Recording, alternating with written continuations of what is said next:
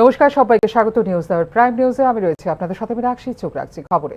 আহমেদাবাদে ভয়াবহ বিমান দুর্ঘটনায় 242 জনেরই মৃত্যু হয়েছে বলে জানিয়েছে গুজরাট রাজ্য প্রশাসন। এক্ষেত্রে মৃত্যু হয়েছে প্রাক্তন মুখ্যমন্ত্রী বিজয় রূপানীরও। এক নজরে দেখে নেওয়া যাক ভারতের বিমান দুর্ঘটনার ইতিহাস।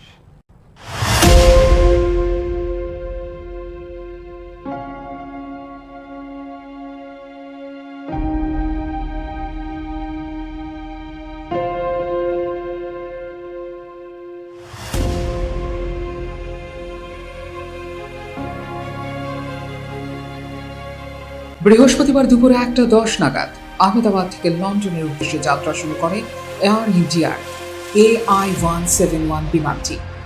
টেক অফের 2 মিনিটের মধ্যে আহমেদাবাদে ভেঙে পড়ে এয়ার ইন্ডিয়ার এই বিমানটি।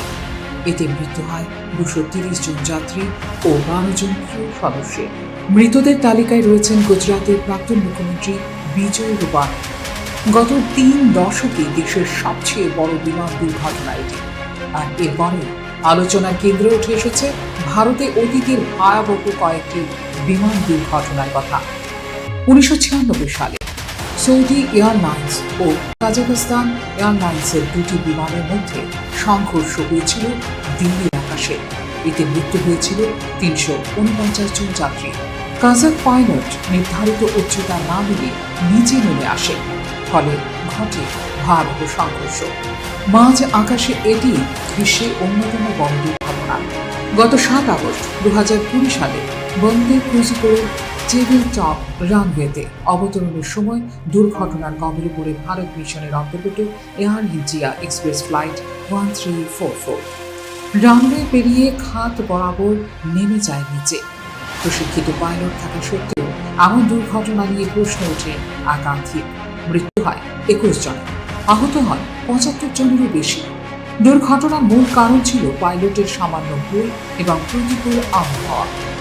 22 মে 2010 সালে দুবাই থেকে আসা বোয়িং 737-800 বিমানটি বেঙ্গালুরু অবতরণের সময়ে নিয়ন্ত্রণ হারিয়ে পড়ে যায় পাহাড়ের ধাপে।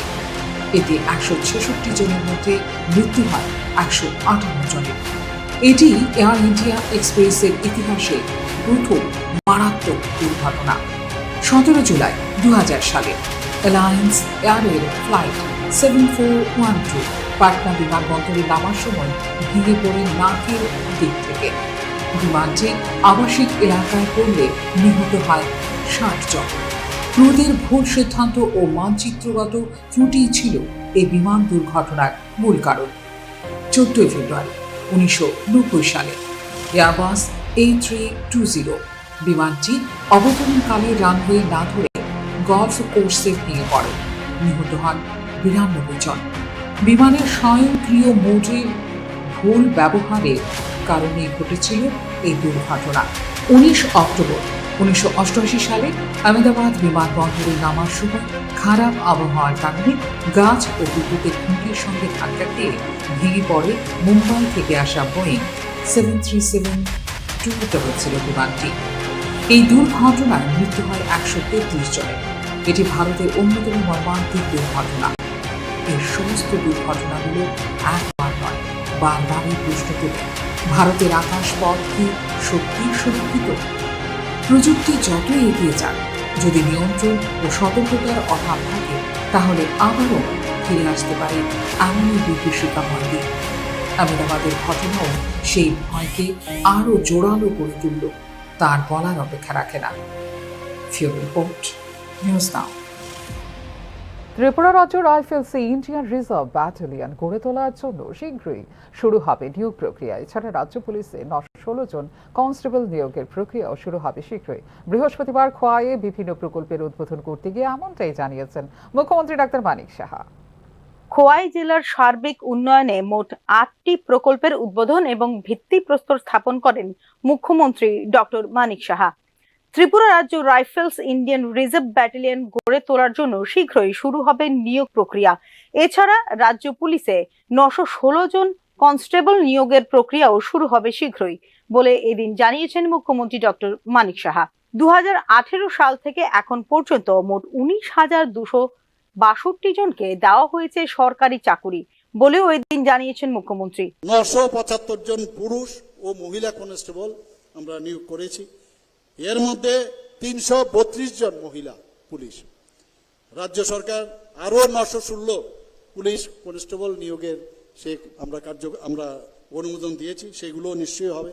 আমরা স্পেশাল এক্সিকিউটিভ, অনেকে বলছে যে কবে দেবে, যথাসময়ে যখন দেওয়ার নিশ্চয়ই সেটা দেওয়া হবে, এবং সংখ্যাটা হচ্ছে প্রায় 6067।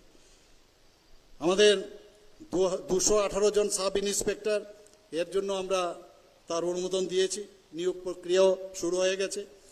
আমাদের মাননীয় স্বরাষ্ট্রমন্ত্রীজির কাছে, ইউনিয়ন স্বরাষ্ট্রমন্ত্রীর কাছে আমি 2-3 বার গেছি যে আমাদের এখানে টিএসআর এর দরকার, এবং দুটোর মধ্যে একটা টিএসআর কিছুদিন আগে, মাত্র 15-20 দিন আগেও তার স্যাংশন দিয়েছে, আইআর ব্যাটালিয়ন অনুমোদন দিয়েছে, তার জন্য সেখানে চাকরি হবে এবং তারও প্রক্রিয়া শীঘ্রই শুরু হবে। আমাদের এখানে ডাই ইন হার্নেস শুদ্ধ এখন পর্যন্ত ত্রিপুরাতে চাকরি নেই। আমি যারা এই বিষয়ে আওয়াজ তোলেন তাদের গোচরে আনার জন্য বলবেন না। আর আমরা ডাটা নিয়ে কথা বলছি, প্রায় 19,262 জন বিভিন্ন দপ্তরে এখন পর্যন্ত এই সরকার আসার পর 2018 থেকে এখন পর্যন্ত আমরা এই 19,262 জনকে চাকরি দিয়েছি। সিকিউরিটি গার্ড এবং অন্যান্য যে পরিষেবা বিভিন্ন এজেন্সিতে প্রায় 2,987 জনকে চাকরি দেওয়া হয়েছে। আউটসোর্সিং এবং চুক্তিভিত্তিক যে চাকরি প্রায় 5,771 জনকে চাকরি দেওয়া হয়েছে। এবং স্বাস্থ্যের চলতি 2025 সালে মে মাস পর্যন্ত মোট 580 কোটি টাকার পরিকাঠামোগত উন্নয়ন প্রকল্পের উদ্বোধন করা হয়েছে বলে জানিয়েছেন মুখ্যমন্ত্রী ডক্টর মানিক সাহা। ত্রিপুরাতে বর্তমানে শান্তি পরিস্থাপিত হওয়ার কারণে রাজ্যে আসছেন বিনিয়োগকারীরা বলেও ওই দিন জানিয়েছেন মুখ্যমন্ত্রী ডক্টর মানিক সাহা। এখানে করলাম অল্প 8টা মাত্র প্রকল্প আজকে আমরা এখানে করেছি।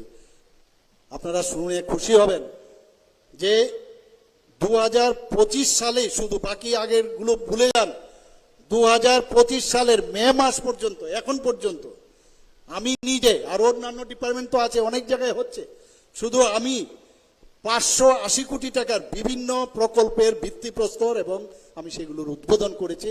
This is for your kind information. ভাবুন, এই কয়েক মাসে 580 কোটি টাকার বিভিন্ন প্রকল্পের আমরা উদ্বোধন করেছি। মানুষের জীবনমানের উন্নতি, শিক্ষা ও স্বাস্থ্য সেবার প্রসার, কর্মসংস্থানের সুযোগ, সেইগুলো আমাদের প্রায়োরিটি। আমরা একদিকে কর্মসংস্থানের সুযোগও করাচ্ছি, চাকরি দিচ্ছি, আবার আরেকদিকে এন্টারপ্রেনার যাতে হয় সেই সুযোগও আমরা দিচ্ছি, আত্মনির্ভর করারও আমরা দিচ্ছি, সেলফ রিলায়েন্স। সবাইকে চাকরি দেওয়া যাবে না। আজকে বাইজলবাড়ি পুলিশ স্টেশন এই যে আজকে উদ্বোধন হলো, ত্রিপুরাতে 89 পুলিশ স্টেশন সেটা হয়ে গেল। 89তম পুলিশ স্টেশন এখানে হলো আজকে। এবং আমরা আইনের শাসন ভেরি ইম্পর্টেন্ট। আজকে ত্রিপুরাতে বাইরের থেকে বহু ইনভেস্টর আসতে চায়, আমাদের কাছে জায়গা কম হয়ে গেছে। এখন বিভিন্ন ইন্ডাস্ট্রিয়ালিস্ট আসছে, জায়গা চায়, তো আমরা কশাস্তি দেওয়ার চেষ্টা করছি, কারণ মানুষ বুঝেছে যে ত্রিপুরাতে আসলে আমার যে মূলধন যে আমি এখানে ইনভেস্ট করব সেটা সুরক্ষিত থাকবে। তো মানুষ আসছে এখানে, আমরাও সেইভাবে কাজ করছি এখানে। এদিন প্রায় 8 কোটি টাকা ব্যয়ে নির্মিত 8টি প্রকল্পের উদ্বোধন করেন মুখ্যমন্ত্রী ডক্টর মানিক সাহা। এদিন বাইজলবাড়িতে রাজ্যের 89তম পুলিশ স্টেশন এবং 2 কোটি টাকা ব্যয়ে নির্মিত 50 আসন বিশিষ্ট একটি উপজাতি বালক ছাত্রাবাসের উদ্বোধন করেন মুখ্যমন্ত্রী ডক্টর মানিক সাহা। খোয়াই জেলা সফরের সময় ভার্চুয়ালি আরও 6টি প্রকল্পের উদ্বোধন ভিত্তিপ্রস্তর স্থাপন করেন মুখ্যমন্ত্রী doctor Manik Saha. Bureau report, news now. আহমেদাবাদে ভয়াবহ বিমান দুর্ঘটনায় ভেঙে পড়ল এয়ার ইন্ডিয়ার বিমান। বিমানে মোট 242 জন যাত্রীর মধ্যে ছিলেন গুজরাটের প্রাক্তন মুখ্যমন্ত্রী বিজয় রূপানীও। আহমেদাবাদে ভেঙে পড়ল যাত্রীবাহী বিমান। বৃহস্পতিবার দুপুরে আহমেদাবাদের মেঘানী নগরে ভেঙে পড়েছে এয়ার ইন্ডিয়ার যাত্রীবাহী বিমান। এয়ার ইন্ডিয়ার বোয়িং 787 ড্রিম লাইনার বিমানটি ভেঙে পড়ে আহমেদাবাদে। বিমানটিতে যাত্রী ছিলেন মোট 242 জন, যাদের মধ্যে ছিলেন গুজরাটের প্রাক্তন মুখ্যমন্ত্রী বিজয় রূপানীও। লন্ডনের উদ্দেশ্যে উড্ডয়নের সময় বিমানবন্দর সীমানার কাছে একটি বিস্ফোরণ ঘটে বিমানটিতে। দুপুর 1:38 উড্ডয়নের 2 মিনিটের মধ্যেই দুপুর 1:40 ভেঙে পড়ে অভিশপ্ত এয়ার ইন্ডিয়ার A1171 নম্বরের বিমানটি। বিমানবন্দর ক্যাম্পাস সংলগ্ন এয়ার কাস্টম কার্গো অফিসের কাছে বিধ্বস্ত হয় বিমানটি ভেঙে পড়ে যাওয়ার সাথে সাথেই পুরো এলাকায় দেখা যায় কালো ধোঁয়া। গান্ধীনগর থেকে জাতীয় বিপর্যয় মোকাবেলা বাহিনীর 90 জন সদস্যকে প্রাথমিকভাবে পাঠানো হয়েছে দুর্ঘটনা স্থলে। পরবর্তী সময়ে ভদোদরা থেকে আরো 90 জনকে পাঠানো হয় ঘটনাস্থলে। উড়ান সংস্থার তরফেও খতিয়ে দেখা হচ্ছে গোটা ঘটনা। ডিজিসি এর তরফে জানানো হয়েছে, বিমান চালানোর দায়িত্বে ছিলেন captain Sumit Sabharwal, 2 pilot, 10 cabin crew সহ মোট 242 জন ছিলেন এই বিমানটিতে। এদিকে এই বিমান দুর্ঘটনা নিয়ে কেন্দ্রীয় বেসামরিক বিমান পরিবহন মন্ত্রী রামমোহন নাইডুর সাথে কথা বলেছেন প্রধানমন্ত্রী নরেন্দ্র মোদী। অবিলম্বে প্রয়োজনীয় সকল সহায়তা নিশ্চিত করার জন্য বেসামরিক বিমান পরিবহন মন্ত্রীকে নির্দেশ দিয়েছেন প্রধানমন্ত্রী নরেন্দ্র মোদী এবং পরিস্থিতি সম্পর্কে নিয়মিত আপডেট রাখার জন্য দেওয়া হয়েছে নির্দেশ। উল্লেখ করা যেতে পারে, গত 7 আগস্ট 2020 তারিখে কেরালার কুঝিকোড়ে এয়ার ইন্ডিয়া এক্সপ্রেসের একটি বিমান রানওয়ে থেকে ছিটকে গিয়ে দুর্ঘটনার শিকার হয়, যেখানে মৃত্যু হয় 21 জন যাত্রীর। Bureau report, news now. আহমেদাবাদে বিমান দুর্ঘটনায় প্রতিক্রিয়া দিলেন মুখ্যমন্ত্রী ডাক্তার মানিক সাহা। এই ঘটনা অত্যন্ত দুঃখজনক এবং হৃদয় বিদারক উল্লেখ করেন মুখ্যমন্ত্রী ডাক্তার মানিক সাহা। বৃহস্পতিবার দুপুরে গুজরাটের আহমেদাবাদে এয়ার ইন্ডিয়ার ভয়ঙ্কর বিমান দুর্ঘটনায় 2 শতাধিক যাত্রীর মৃত্যুর আশঙ্কা করা হচ্ছে। এদিকে এয়ার ইন্ডিয়ার এই বিমান দুর্ঘটনা নিয়ে প্রতিক্রিয়া দিয়েছেন ত্রিপুরার মুখ্যমন্ত্রী ডক্টর মানিক সাহা। আহমেদাবাদ বিমানবন্দরে এয়ার ইন্ডিয়ার বিমান দুর্ঘটনার খবরটি অত্যন্ত দুঃখজনক এবং হৃদয় বিদারক বলে প্রতিক্রিয়া দিয়েছেন মুখ্যমন্ত্রী ডক্টর মানিক সাহা। এই কঠিন সময়ে মা ত্রিপুরা সুন্দরী ক্ষতিগ্রস্ত পরিবারগুলিকে শক্তি ও ধৈর্য দান করুন বলে নিজের সামাজিক মাধ্যমে উল্লেখ করেছেন মুখ্যমন্ত্রী ডক্টর মানিক সাহা। বৃহস্পতিবার দুপুরে আহমেদাবাদ বিমানবন্দর থেকে উড়ার কিছুক্ষণের মধ্যেই ভেঙে পড়ে এয়ার ইন্ডিয়ার লন্ডনগামী যাত্রীবাহী বিমান। ভয়াবহ এই দুর্ঘটনাটি ঘটেছে গুজরাতের ঘনবসতিপূর্ণ এলাকা মেঘানীনগরে। সংবাদ সংস্থা ANI এর রিপোর্ট অনুযায়ী বিমানটিতে যাত্রী ও কর্মী মিলিয়ে ছিলেন মোট 242 জন। এদিকে দুর্ঘটনার পরপরই গুজরাটের মুখ্যমন্ত্রী ভূপেন্দ্র পটেলকে ফোন করেছেন প্রধানমন্ত্রী নরেন্দ্র মোদী। রাজ্য সরকারকে প্রয়োজনীয় সব ধরনের সহায়তা করার আশ্বাস দিয়েছেন প্রধানমন্ত্রী। ইতিমধ্যে কেন্দ্রীয় অসামরিক বিমান পরিবহন মন্ত্রী রামমোহন নাইডু দিল্লি থেকে পৌঁছে গিয়েছেন আহমেদাবাদে।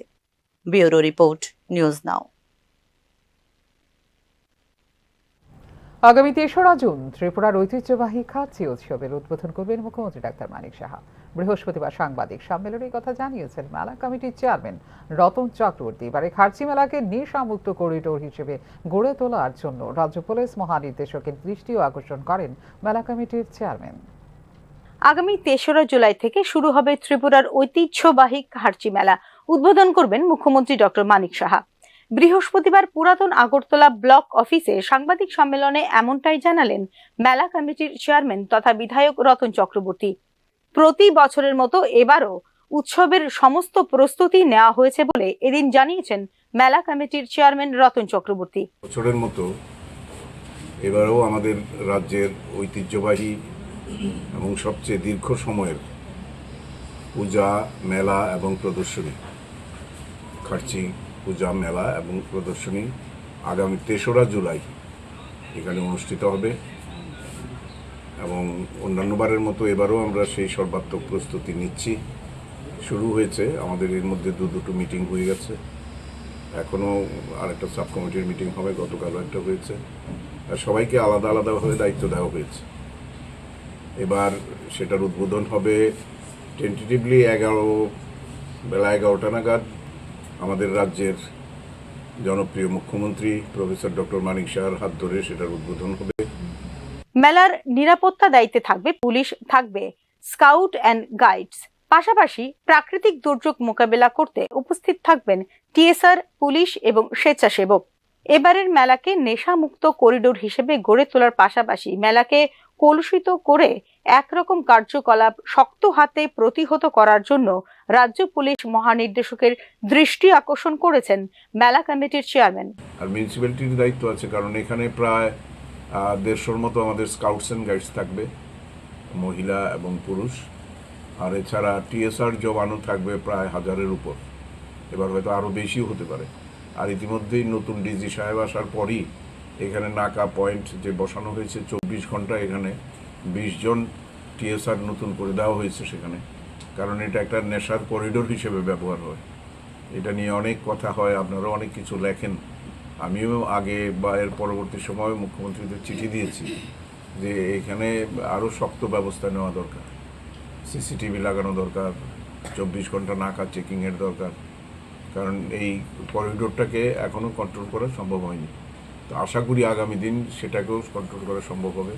আর একটা জিরো টলারেন্স আমরা নিয়েছি, কোনো রকম নেশা জাতীয় দ্রব্য এখানে ব্যবহার করা যাবে না। লটারি বা ফাটকা কোনো ধরনের খেলা, পুলিশকে বলা হয়েছে যে এখানে কোনো পরিচয়টা বড় প্রশ্ন না, কে কোন দল করে, কোন পদে আছে, একদম সরাসরি তাদেরকে ধরে নিয়ে যেতে হবে এবং আইনের শাসনে, আইনের মাধ্যমে যা শাস্তি তাদের সেভাবেই চেষ্টা করতে হবে। কোনো অবস্থাতেই এটা আমরা মেলাকে কলুষিত হতে আমরা দেব না। এটা গভর্নমেন্টেরও টার্গেট নেশামুক্ত ত্রিপুরা করা, আমরাও সেদিকেই লক্ষ্য রেখে মেলাকে যাতে সুন্দরভাবে করা যায় সেটা দেখব এবং সবাইকে অনুরোধ করব যারা ভক্তরা আসবেন। 7 দিন ব্যাপী খার্চি মেলাকে কেন্দ্র করে ইতিমধ্যে সাজিয়ে তোলা হচ্ছে চতুর্দশ দেবতা মন্দির। মেলা কমিটির কয়েক প্রস্থ বৈঠক হয়েছে ইতিমধ্যেই। মেলা ভিটির জন্য আবেদনপত্র জমা দেওয়া হবে 15 জুন থেকে।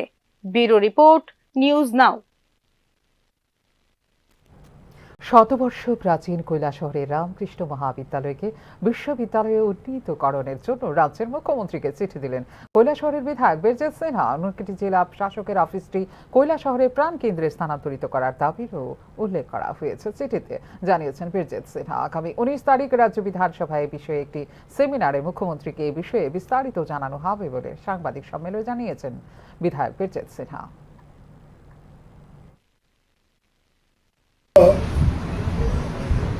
প্রাচীন কলেজ ত্রিপুরার রামকৃষ্ণ মহাবিদ্যালয় যে কলেজটি, এটাকে ইউনিভার্সিটিতে রূপান্তরিত করা। 2 নম্বর, ডিএম অফিসটি যাতে আমরা জেলখানার এই জমিতে যাতে স্থাপন করে, তাহলে সর্বদিক দিয়ে সাধারণ মানুষ খুবই উপকৃত, যাতে মানুষ সুবিধা পায়। প্রশাসনের কাছে মানুষ অফিসটা যাতে কাছে থাকে, জনগণের প্রশাসনিক সুযোগটা যাতে তাড়াতাড়ি নিতে পারে, তার জন্য এখানে উপযুক্ত জায়গা।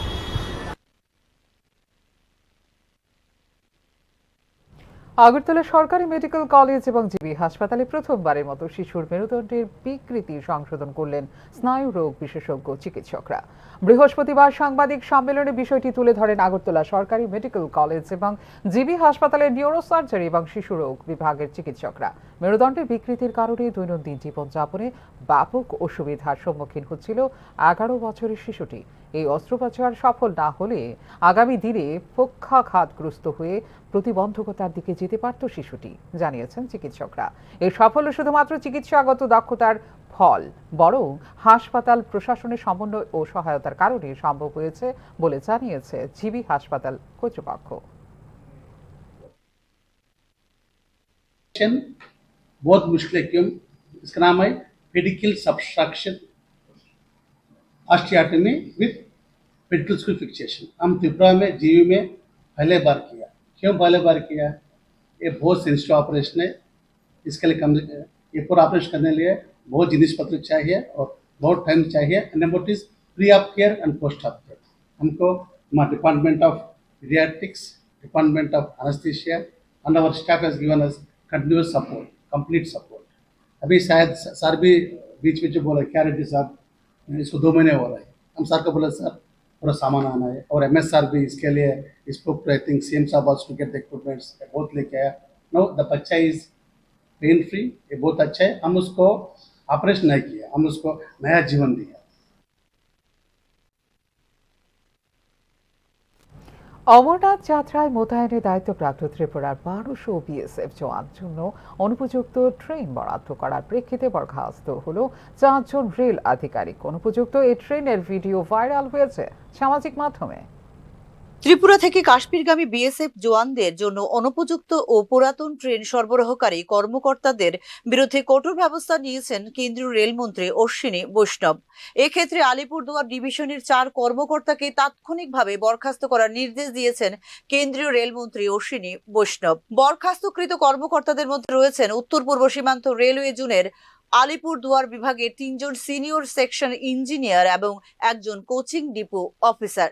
নিরাপত্তা বাহিনীর মর্যাদা এবং সুবিধা সর্বোচ্চ অগ্রাধিকার এবং এই ধরনের অবহেলা কোনো স্তরেই সহ্য করা হবে না বলে মন্তব্য করেন কেন্দ্রীয় রেলমন্ত্রী। বিএসএফ জওয়ানদের জন্য আগরতলা থেকে একটি বিশেষ ট্রেনের ব্যবস্থা করা হয়েছে।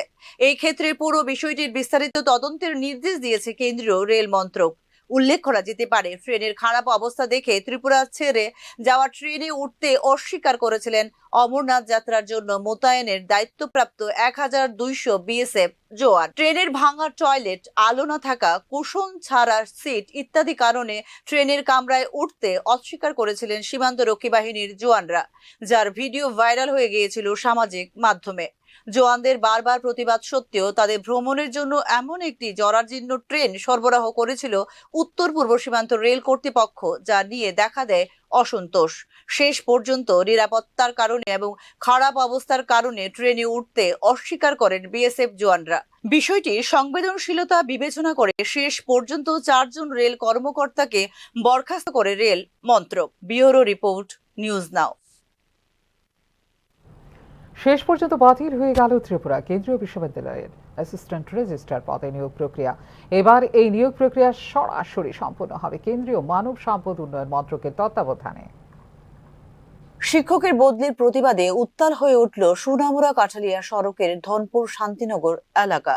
বৃহস্পতিবার সকাল 10টা থেকে সোনামুড়া কাঠালিয়া সড়ক অবরোধ করে তারিণী সুন্দরী উচ্চ বিদ্যালয়ের ছাত্রছাত্রীরা।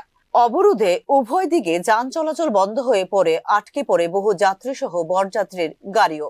বিদ্যালয়ে 1ম শ্রেণী থেকে 10ম শ্রেণী পর্যন্ত মাত্র 4 জন শিক্ষক রয়েছেন। এত বড় একটি স্কুল চালানো অসম্ভব হয়ে উঠছে। এই পরিস্থিতিতে ওই 4 জন শিক্ষকের মধ্যে 1 জন শিক্ষককে অন্যত্র বদলি করে দেওয়া হয়েছে। এই পরিস্থিতিতে বিদ্যালয়ের পঠন পাঠনের ন্যায্য বেতন থেকে বঞ্চিত রয়েছেন মেলাঘর পুর নিগমের 24 জন সাফাই কর্মী। বিগত 5 মাস ধরে বেতন না পাওয়ায় বেহাল অবস্থায় সাফাই কর্মীদের জীবন। মুখ থুবড়ে পড়েছে তাদের সাংসারিক পরিকাঠামো। প্রতিবাদে বৃহস্পতিবার দুপুরে তারা থালা বাটি হাতে নিয়ে ভিক্ষা আন্দোলনে বসে পুর নিগমের কার্যালয়ের সামনে। পুর নিগমের দরজায় দরজায় একাধিকবার অনুরোধ করেও মেলেনি কোনো সদুত্তর বলে জানান সাফাই কর্মীরা। তাদের দাবি অবিলম্বে ন্যায্য বেতন তুলে দিতে হবে তাদের হাতে। মিটিং করছে, এমন ভলান্টিয়াররাও মিটিং করছে। তারা আজকে না কালকা না পরশু এমন করে আমরা ঘুরাইতেছে। আমরা এখন অব্দি বেতন পাইছি, তার লেগে আমরা আজকে এই আন্দোলন। আপনারা বেতনটা কত টাকা পেতেন?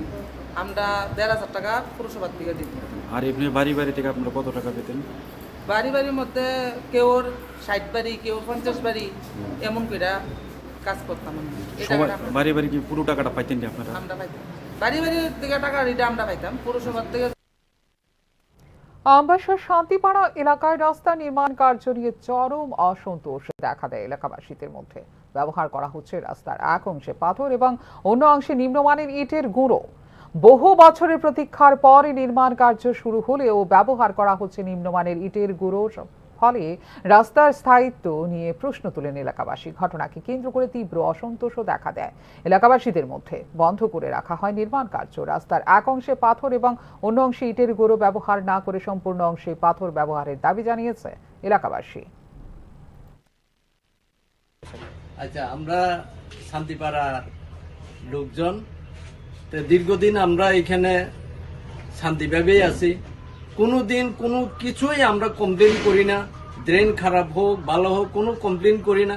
আজকে কমপ্লেন করতে বাধ্য হয়েছে এই কারণে, এই এদিকে ধীরেন্দ্র ওই সুভাষপল্লী রোড থেকে আর এই সুভাষ পল্লী বলতে পোস্ট অফিসের সামনে কি চৌধুরী মেডিকেল হল থেকে এদিকে ধীরেন্দ্র দেববর্মা বাড়ি পর্যন্ত স্টোন দেয়া এই মেটেলিং দেওয়া হয়েছে। আর এরপর থেকে থানা রোড থানা পর্যন্ত মাছবাজার থানা পর্যন্ত ইটের গোড়া দেয়া করা হইব, যার কারণে আমরা আজকে কাজ বন্ধ রাখছি। কারণ কাজটা যাতে সুন্দরভাবে হোক, হইলে স্টোন দেয়া হইলে পাথর দেয়া। এখনকার মতো এই মুহূর্তে সংবাদ এই পর্যন্ত। অন্যান্য আপডেটস দেখার জন্য অবশ্যই নজর রাখতে হবে নিউজ দেওয়ার পর্দায়। নমস্কার, শুভরাত্রি।